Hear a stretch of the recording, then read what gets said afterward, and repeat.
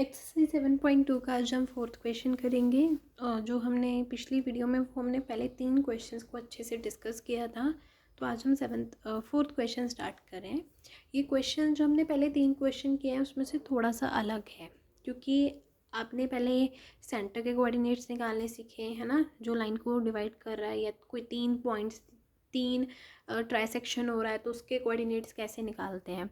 अब आप सीखोगे कि रेशो कैसे निकालते हैं। रेशो क्या, 1m1:1m2। ठीक है,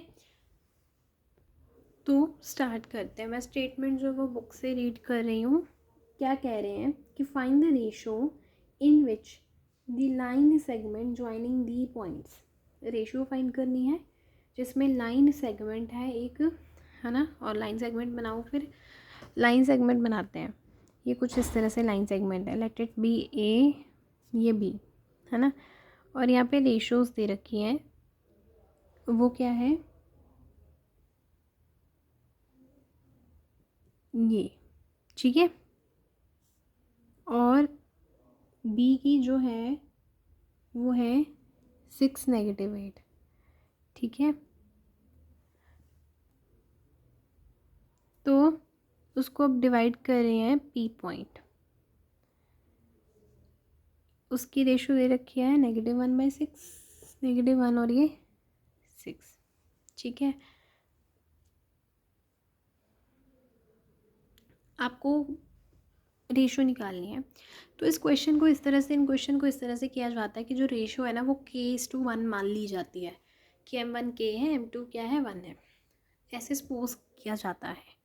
ठीक है, तो मान के चलते हैं हम कि लेट द रेशो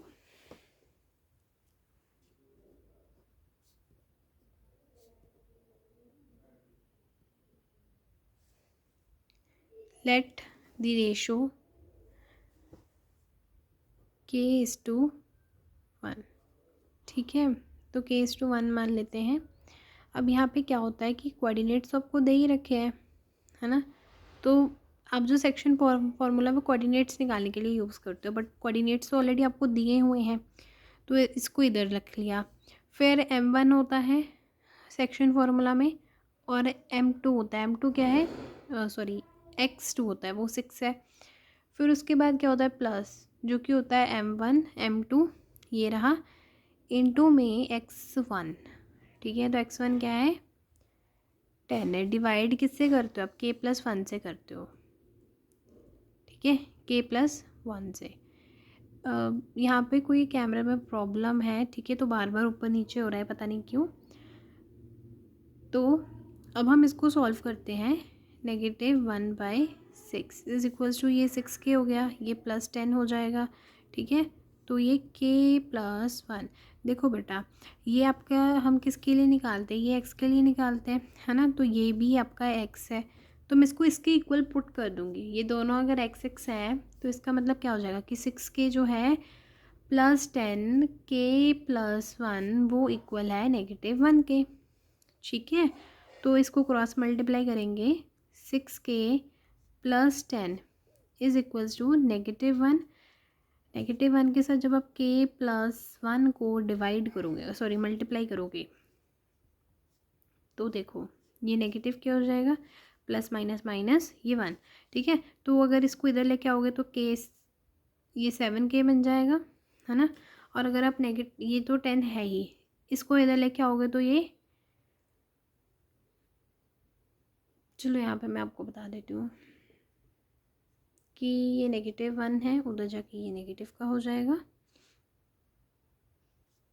तो 7k is equals to negative का, हमने यहाँ पे गलती की है कि यहाँ पे x2 लेना था जबकि मैंने y2 ले लिया, है ना। तो यहाँ पे ये -3 आएगा। फिर ये तो ठीक है, लेकिन ये भी फिर -3 हो जाएगा यहाँ पे, ठीक है। तो इसको छोड़ दो, ये थोड़ा सा मिस्टेक हो गई है। k+1 इज इक्वल्स टू -1, ठीक है।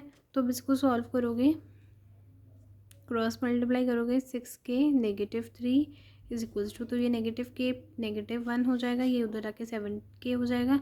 इसको उधर लेके जाओगे, है ना, -3 प्लस का 3 हो जाएगा और क्या बनेगा, 2 बनेगा। तो क्या आ गया, के 2/7। अच्छा, आप सोच रहे होंगे कि क्यों हमने जो है वो इसके इक्वल्स टू वाई की क्यों नहीं ली है। तो देखो यहीं हमने रेशो क्या लेट की थी, k/1, तो यहाँ पे ये 1 है, ठीक है। तो k/1 का मतलब क्या होता है, k:1, है ना, जो कि 2/7 है। इसका मतलब k क्या है, 2 है, 1 क्या है, 7 है। तो ये आपकी रेशो हो जाएगी। आंसर क्या हो जाएगा, 2:7, ठीक है।